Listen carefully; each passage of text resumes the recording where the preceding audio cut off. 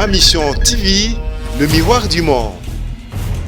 Bakonzi, Nabasai Nanzambe, mouton noir, les roues ravissées et féroces sont entrés dans le champ de Dieu et le pays est détruit. On n'a pas fallu l'attaquer 4-5 fois. Na zombongote, na senga imbongote, na tunela komokote, ndenge na keneka na mutu na karibia, ndenge na zonga, il est là botu na ye. Mais ce que Bassa Nanzambe a lokuta, a repensé ma prophétie à lokuta. J'ai dit à Martin Fayulu ceci, pour l'intérêt de Congo, au Sanga. Mboka soke na mo potu pelengenu et bon front de notre dit même front de notre dit il pas télé ah to ko suka prophète ngefa sorti du pays to ko lo banenge papa kaka to bima mboka OK na mboka baningo so sepela même mboko ya biso ta ko ni peuple ko sepela to c'est trop monsieur yeti sekedi azaki na opposition amona ke ba bomaki Kabila na FCC ba ke ko boma ba militant ba tumbi bango na kati ya ni de PCT. Il y a mon Kabila qui perd 2 ans 3 ans na boloko boye c'est da kufini susite le père akangie na boloko ko bimate est-ce que motandengo wana okoza la penda na boloko sa accord na mais maman oyo première dame maman Denise ka ko zoka ba rwandaise ya base di base ba ko bota so ba fumangania hein na biso ba prostate est-ce que c'est normal pa ba no na rwandaise ba tala base sabu na lo ba vérité hein ne ko nga ko tanga miso te na kongole ko tianga miso boyete papa. Otomona mo sala ba rwandaise ba yaka nini tala bango bazalibu moi basena bango moi zolo misongo azuka bana zolo misongo ya basi 200 mais ba orphelinat bazali na ba orphelinat combien na Kinshasa oya ba papa kufa na minyembo na Goma na Équateur partout pour ko sangisa bango te obokola bango te plan ya gagamezani tango bana bakoya ba tse bango moi kwa mitiola na ba basena bango sala moi boy oui bien on fait oui c'est la cabo voilà alors ba yé ba tse ba Sicile na banini allez moite sikoyo ba continuer so baniko koyela bango sima ba bota na biso ba récupérer mboka kimbuta aboma ba tete biso ebola na Kisasa typhoïde so moi dit me prophète à l'été naza to na 38 plus ya typhoïde hein so la seka oh maman odora eza kimbuta OK kimbuta wana penga na ofunda kimbuta ngai na kofunda kimbuta donc ça malade na kimbuta dans ce pays parce que lui il était ici comme gouverneur capitale la plus sale du monde c'est Kinshasa oyo kanga quelque chose pour les champions. Ma Mission TV, le miroir du monde.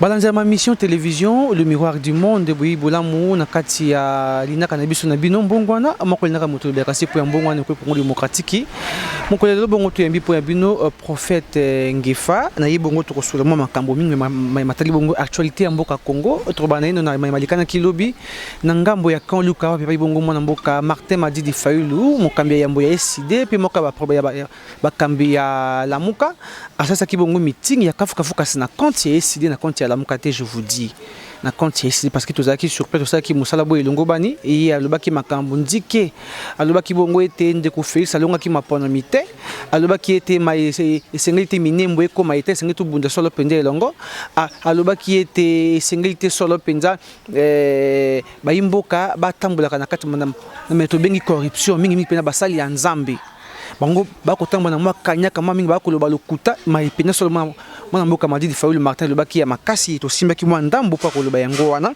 na to koloba pe matali bongo to loba bobimi ya mbula matari ya Congo démocratique solo penza yeko kamata mwa mikolo mingi bayimboka bakobi na mwa ko yima mwa nungu ekosala eteni mona likambo ya ba accord likambo ya ba accord bongo ezikisi mboka na Congo démocratique pe to kusukisa na matali bongo environnement ya mboka Congo mboka Congo solo penza environnement ezali ya kukufa ezali mabe makasi mboka ezangi ba métro soni mingi prophète Ngefa mbote mingi monsieur journaliste Nzambe ya pambola yo ndenge na tongo boye kozwa ngai mais ngai makambo etali mboka nazali un vrai patriote natikaka te ifo na manyola na pesa bwanya pe ko manyola oyezoleka na mboka parce que mboka Congo ezali mboka na biso soki totali Congo te moto muso akotala Congo te soki tolobeli Congo te moto so loba Congo te parce que za mboka na biso patrimoine na biso il faut tolobela yango nga antake moto sali na Nzambe prophète de l'Éternel na bandaka na losambo parce que Nzambe nde moto oyo asungaka biso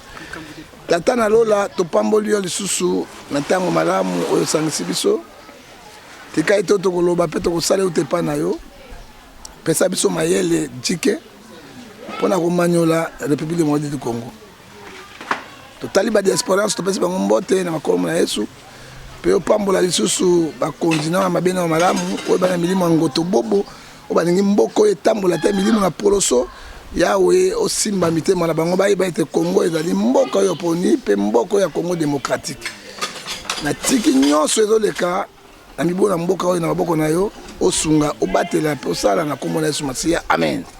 Amen. Wana bongo lo sambo ya prophète Ngefa et yambo ko banda bongo ataka mo lo sambo to banda neno na memalika na kilobi na kan luka meeting ya mboka Martin Fayulu alobi ete ba sali nzambe boko tambo na lokuta na corruption na kati ya kanyaka boko lo babosolo te na monoko na mais soki omoni ndeko journaliste émission to kosenga bato nyonso bala na monde mobimba to kotiela ngo ba moyen bisika nyonso ezali bato basosola ngai nalapaki ndai liboso na nzambe moko nakomaki mosali na nzambe prophète de l'internet nakoloba bosolo se bosolo nakobukaka lokuta mokolo moko te parce que Bible ezobisa biso na Jean 8:44 lobi ete le père de mensonge c'est diable.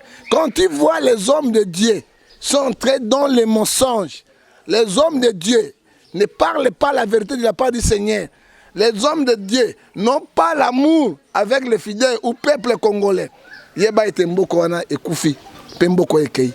Parce que les hommes de Dieu on appelle ça les experts du monde. Parce que Bible ezobisa biso na Hébreux 13:17. Boto sabasai na nzambe.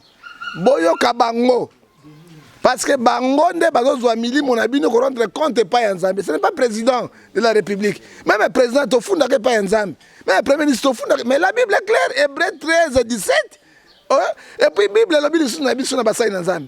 Na Jean 20:23. Oh to kangi na se kangami na se pe na lola. Oh to fungole na se na lola. Quand tu vois basai na nzambe ba pengui, ba koti na corruption, ba koti na lokuta. Oh Bible zo na Matthieu 7 verset 15 à 16. Vous les reconnaîtrez par leurs fruits. Ce sont les loups féroces ravisseurs. Bakoti pona kozwa kanyaka mboka ekufi. C'est mboka ekobika sona basana nzambe bazana moko na bolingo mboka na bango kosambela nzambe ndenge Joël chapitre 9 verset 17 lobi ata mabe ezali nzambe akokangola yango. Mais soki bango bakoti na mabe wana nani akosunga mboka soki basali na nzambe te. Et c'est que Martin Fayulu alobaki président SID ezali vrai rien que vrai la vérité. Alors soki basali na nzambe bakobongo mate bazotika kana baje na bango bazosala politique ya Kabila politique ya basai na nzambe politique ya Tshisekedi ya basai na nzambe. Romains 6:23 le sadi péré c'est la mort et Galates 6:7 c'est que l'homme aura semé il moissonnera. C'est la réalité, c'est la vérité et je confirme bazana bosembuté baté ya batoni ils n'ont pas l'amour à lobby à kaina présidence na gouvernement à cause de mbongo alei asomi bandako asomi ba mituka minene bandimbo kanga motema tango nini ka bandimba ka peuple kanga motema te parmi bango baliaka il fallait be bango na biso peuple nzala ba konti pe na nzala bandi konne sengo peuple pe na sengo ezali au contraire ba konzi na basai na nzambe ba mouton noir les roues ravisseurs et féroces sont entrés dans le champ de Dieu et le pays est détruit. Wana bongo biano ya prophète Ngefa biano ya solo, je prends Dieu témoin et les gens de l'internet. Je dis la vérité, rien que la vérité. Parce que moi mboka Martin Fayulu pas beta kitika na seta bi basali nzambe bokoti na kanyaka na corruption. Bakota ya solo ngana keneke pa Fayulu ata 4-5 fois. Na zombongo te, na senga mbongo te, na tunela ko moko te. Ndenge na keneke na mutu na karibia ndenge na zongaki, il est là botu na ye. Mais soki basala nzambe à lokuta, akopesa ba prophétie à lokuta. J'ai dit à Martin Fayulu ceci. Pour l'intérêt de Congo, Bosangana. Bosangana. Soki botika Kabila na Tshisekedi et c'est Mawato et Congo ekei. Soudan yango bayokani. Transition ba Soudan premier ministre azali régime parlementaire très fort. Ba que na transition bayokani. Pourquoi Congo boko yokanate? Mboko soki na mo potu pelengenu et bon front de notre geste dit même front de notre dit. Il pas télé. Ah, toko souka. Prophète Ngefa. Sorti du pays. Toko lo bandenge ni papa kaka to bi makamboka. OK na mboka baningo zo sepela, même mboko ya biso. Tant ni peuple go sepela. C'est trop monsieur. Et puis article 64 la Constitution le bini. Pouvoir la peuple. Ce qui peuple zo mona moyens até. Bah mais qu'est-ce que peuple ça? La correcte pouvoir na ye. Kasi pepe penzali kangi moya telema loba mazali pona intérêt na ezali te ndeko na okezo ba lingala pene ba kanza penza elenge mobali mezo tatu la pina lingala bakanza naza content na yo ozo ba oza ozi ote ozo tatu la pina lingala bakanza peuple Bible sur le proverbe 14 verset 28 quand les peuples sont dans la ruine hein c'est la ruine du roi c'est le malheur du roi. Hein? Quand les peuples sont dans la joie, c'est la gloire du roi. Mais c'est au contraire. Kabila, même chose. Tu sais que dans la même chose. Mais pays anime. Mon poteau, et Koufa, et Kende, tant qu'on est du Congolais, à quoi on s'est là, na richesse Yambukanaï. Et ce qui est au Kamate, c'est quoi, l'article 58, il y a la Constitution de la République. Et l'Obiboé, les matières premières de la République, les richesses de la République, hein, tous les Congolais, ils doivent réjouir avec ça. Est-ce que les lois, diamant, tu réjouis avec ça? Kobat torejoka yango, pétrole tozoka yango, code minier tozoka yango, uranium tozoka yango, nzete tozoka yango, bango moko ba boloko. Bango moko bazo bolo, bazo tonisa mabumu na bango, hein, mais peuples sont dans la ruine. Et quelle sorte de pays tokolobani? Tokolobani ni peut kosuka boni. Yango je peux tamba ça dans ba kolobana bosolo. Au moins, nous avons une alternance politique au Mouké. Nous félicitons l'évêque catholique Mosengo. Ceux qui Mosengo ont un catholique qui t'aime, mais Kabila a un pouvoir.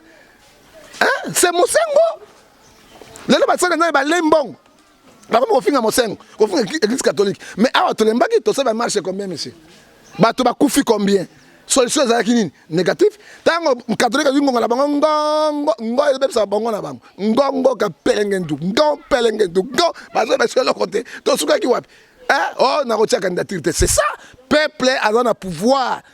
Peuple soudain ozo kawana lipa ya 5 centimes de kwezi Omar Béchir. Yo ka se ko lipa ya 5 moi c'est mon kwezi Omar Béchir. Moi si na lipa 5 centimes abi non, toi c'est trop. Ba terminer nzela le Omar Béchir ke wapi. Eh? Tokei sikoyo na mboka Zimbabwe. Mota kwesa ngwe bishop wana akima na Afrique du Sud abi trop c'est trop. Nde Mugabe akweki. Tokei sikoyo wapi. Alors pays ezotambula kaka boy. Nini te, tozomona clarté. Alors tozotuna batona mabete. Mais tozomona réalité. Ba konjo bazana place ba yeba peuple. Motazaki chômeur 10 ans et l'autre côté. Le là comme directeur et cabinet Songolo dans ta comboté aller. Bandako ya 1 500 000 na kata Washington. Na lingua la somito 7 ndako partout dans la République démocratique du Congo. Mais tala motaki 10 ans. Na piaka. Mais le là comme millionnaire na ngonga moke 6 mois. Siko bato ya Kabila kutu baibi. Bato bataki bakisai bato mabutu. Baibi. Bato Kabila baiko yiba koleka bato mabutu 10 fois. Mais bato yo pe yo bazo ya oyo. Bakoyiba koleka pe bato Kabila sans fois bangona bato Kabila bakoza mo potu na mo potu oye boti li fobo de boti nini ma watro balandi ya ma mission télévision boko zo bongo biano na mwana mboka prophète Ngefa yi akotiba amingi suma moke na mobeko likondi ya ekole Congo de démocratie to benga bongo constitution kasi sika me matali bongo mokoloto yi ekotambulo si ya mikanda butu pila moko na mo to benga bongo ba accord ya FCC na cash moi moli sika wana tati sika pe gouvernement boy e ko bimate ndeko ezali mawa pe passe so ko comparer na Belgique Belgique basa inane sa gouvernement mais oui ba wallon na banani basa ko yokanate hein na ba wallon basa de bikolo wallon na ba belge disons parce que flamand voilà na flamand parce que yo kanate mais roi était là royaume kufakate roi était là mais au contraire biso toke na élection na kata élection so président abimi 2 mois ebele 45 jours gouvernement bimi pourquoi gouvernement bimate accord ya FCC na kashi ba corps mabe yango moni ndeko fawela telemaki ngai ne moto nazwaki. Hein? Parce que il faut la Kabila hein? Kabila comme le maître roi du Congo. Après Maréchal Mobutu. Addicté na nanga, personne n'a député. Quand ça va sénateur, c'est la na makasi na nanga za ko banga liwa, nanga sali yango pour ayeba ki yende moto diriger mboka. Un président qui ne dirige pas. Un président qui n'a pas le Parlement, qui ne dirige jamais le Sénat, qui ne dirige pas les gouvernements provinciaux, qui ne dirige pas l'armée, aux autres présidents. Il faut dire la vérité. Quelle sorte de président, aux autres présidents, il y a étiquette, même un ministre a boudé, on sale de l'autre côté. Je ne suis pas président. Pour Aébi, d'accord. Mais accord, on te bengi yango. ya moboleya hein ye Tshisekedi tango azalaki opposition mabanga erataki yede ye Tshisekedi azalaki na opposition amonaki babomaki Kabila na FCC bakeki koboma ba militant batumbi bango na kati ya nini IDPS te ye amonaki te Kabila akangi perdre to 2 à 3 ans na boloko boye Tshisekedi akufini susite le père akangi ye na boloko akobima te est-ce que moto ndenge wana okozala penina na bokosa accord na ye oyebi so osali kopa na ndoki ya kolia yo oyoki osali kopa na pelengendu osuka na pelengendu osali kopa na ni fobo osuka na 4 ma fobo osali likopa na 4 na frondono okuta na dernier diable azo telemela yo oyoki mokbole abosuka na mokbole ya ibaki yango te ya monaki ne Martin Fayulu ba beti eti le ba grenade na ndoto elongo déformé de pona démocratie tikana lo bandeko amonaki yango te amonaki ndenge bakangi bopoza batie bango na boloko te amonaki yango te ye Tshisekedi basa bengane ba pousser combien de fois na Kabila wana te comment osala Christ asala alliance na démon et kosimba te parce que la Bible me dit dès Corinthiens chapitre 6 verset 14 à 17 il n'y a pas la relation de ténèbres et la lumière. Il n'y a pas la relation entre Bélial et les idoles. Il n'y a pas la relation de celui qui a des sang à la main et celui qui est fidèle à Dieu. Et que dit la verset biblique, verset 17 hein? Je suis votre Dieu, vous êtes mon peuple, c'est pourquoi sortez au milieu d'eux et se séparez-vous. Comment tu peux faire l'alliance avec un diable? Mobutu Nobakio. Pour le Congo, pour faire l'alliance avec le pacte avec le diable, je signe. Hein? Mobutu Nobakio pour l'amour du Congo. Pourquoi tu sais que dans ça l'amour du Congo te aboy alliance wana? Oye comme même na zéro. Baso de vache, na ba chaud de chien, ya ba mboa, na ma bateza wana. Toyebi to cheval kidi toyebi ne to sala wana te. Oyo kangi mboko oyo.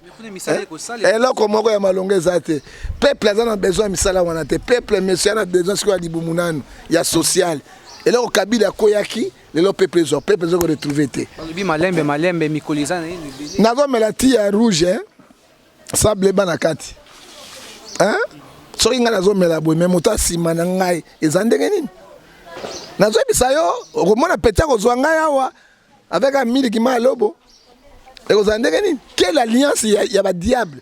Et ce sont les mêmes gens qui ont dirigé pendant 19 ans, 3 ans, 21 ans. Ils reviennent encore. Hein? Oyo mboka ndengeni. Ba mboka bibia bazaki ba mona pende ko tami Mbappé na opposition.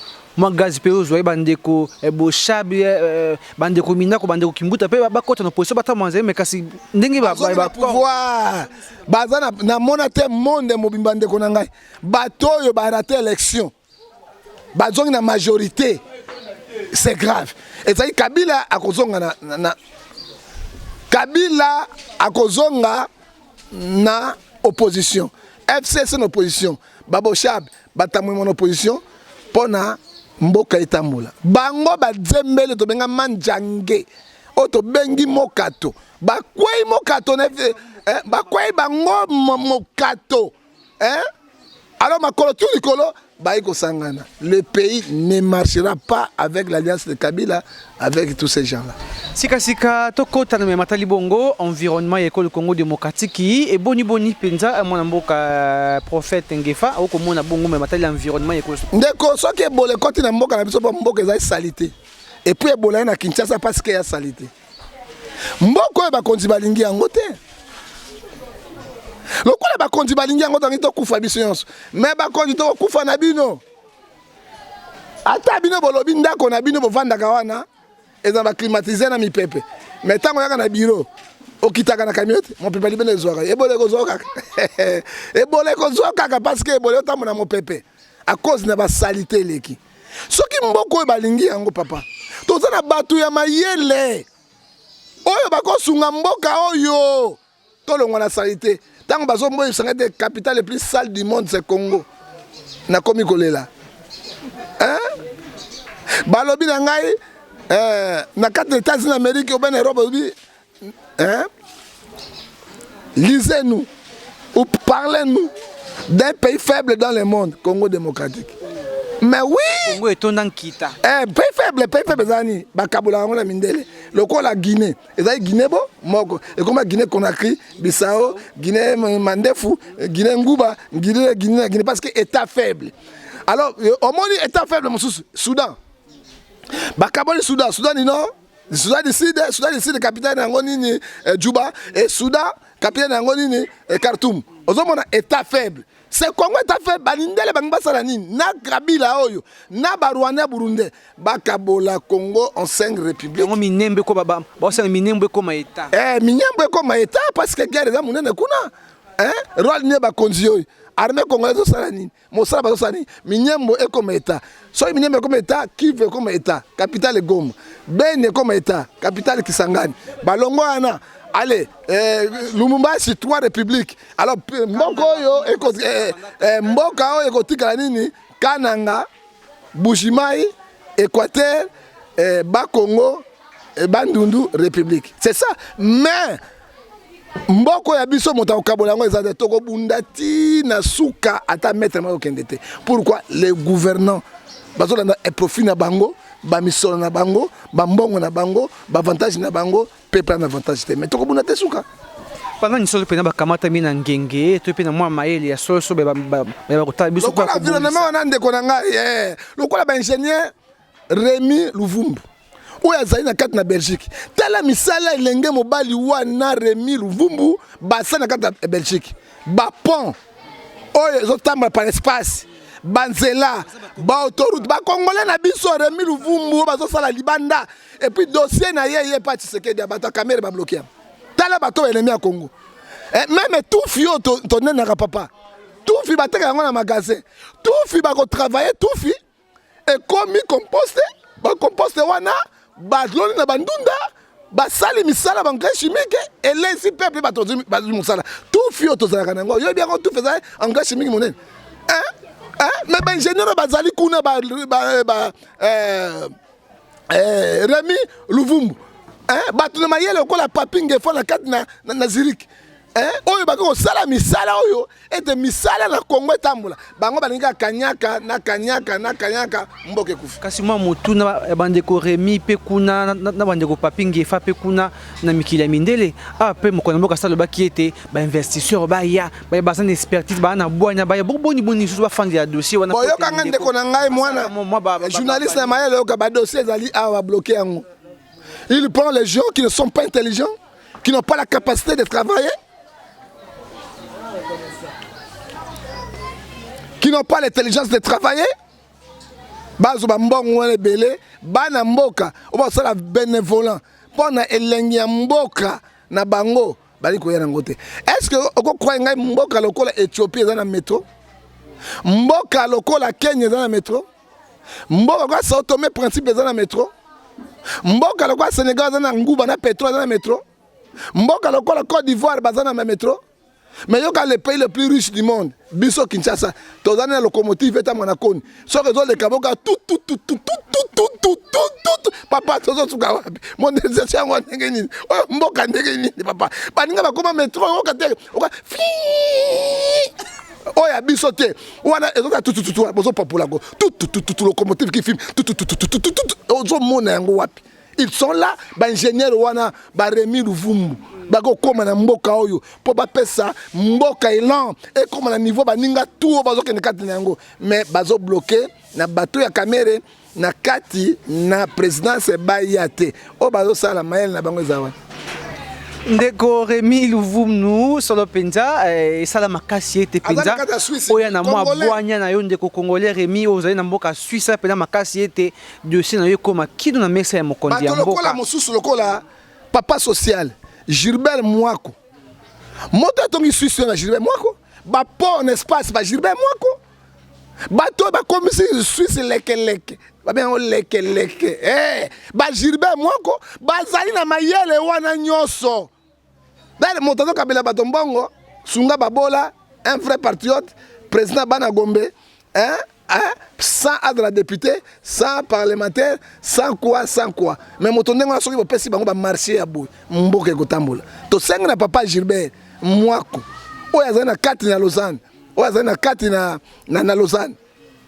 Batelem. Les dossiers sont là, Bako le Kawap, Bato Abidongolomiso. Batelemi na président parce que là-bas on nomme tout le monde, on fait ce qu'il veut, tout le monde, motamotanga na intérêt na ye, bakozwa batonda bakende mais baete Dieu restera toujours Dieu.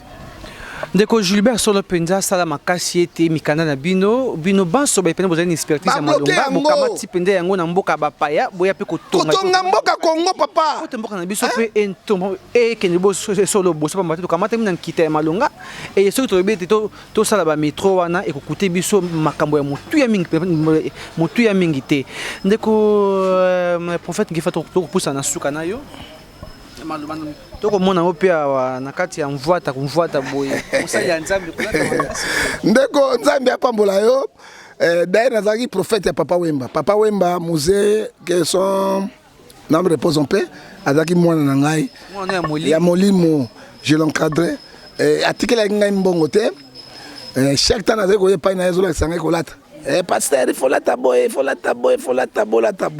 et puis ya mibale Moussa Nzambe a salité il faut de la propre Yesu ye mongo et la mort la takatanga kufa aboye la ka ngobetanga jeki pour moi écoutaka cher mais pied de Jésus où tu vas Jésus n'est le plus grand sa père il faut montrer Nzambe de la moi propre et ça moi leke soko boye ça mokino ya mibale soko moni boye les grands prêtres azali na kati nazirike papingefa ozomona ba poso na nzoto ndenge ozomona babituto batokomi na baelamba boelamba bote parce que ye pina kolo kitendi depuis Kinshasa pe akomi kuna nkolo asali ye makasi nde wana mwana na biso asuka mobali tozali même vieux zomwa loko kanda parce que ndeko papinge fambo te pa yokolanda biso grand maître de maître yende azosala tozali moi propre ata banzala biso kitendi esala musana. Oui, maintenant di mingi to mbaki bongo po ya bino prophète Ngefa prophète du peuple oya kufa nzala na peuple et comme pour l'intérêt à peuple la mort de Jésus. Pourquoi la mort de Jésus? Galates 6 4 6 à cause de la vérité je suis devenu votre ennemi. Alors au moins vérité ou la vérité nazali la mort de Jésus na kufa na Yesu na sekwa na Yesu et je ne changerai pas. Ce qui va salir malam, oui. N'a pas besoin de prendre ça. Maman Olive n'est pas première dame de la République. Mais Maman Olive, Azali ex-première dame de la République. Mon ban a commencé sénateur. Mais Maman Olive, elle continue toujours à faire les bonnes œuvres. C'est le belango. Ceux qui m'ont accueilli, accueilli. Ceux qui m'ont malade, accueilli. Voilà, exemple, malam ya maman wan. Ata mabe yango ezali. Il faut que limbisa mama wana parce que tant vandi na mutu ya mabe misala ikozwa eti alors peuple limbisa mais mabe maman Olive nini tango bato parce que azo sous propagande bandi ya mobali na Kabila na 2023 Kabila azali autorisé à kotia candidature est-ce que oyebi yango mokanda na likonti na mobeko epesi yango ndingisa soki bato bazoyeba yango te abandi déjà propagande ya mobali na ye parce que moto asaka propagande ya mobali na ye ezali kaka mama wana mpo pene na Kabila boye ata nyao akovote te nyao pene abi jamais na kovote te ata nyao mpuku pene destination oyoki bakovote te ozomona mais soki basalaka biloko wana à cause ya mama wana abandi yango mais maman les bonnes œuvres a une récompense c'est bon mais to linga boy olio kundanga bato mais kendeke na bopito les gens sont là bakufi bazangi biloko kunda pesa mbongo kendeke na baka ko sa bango mamai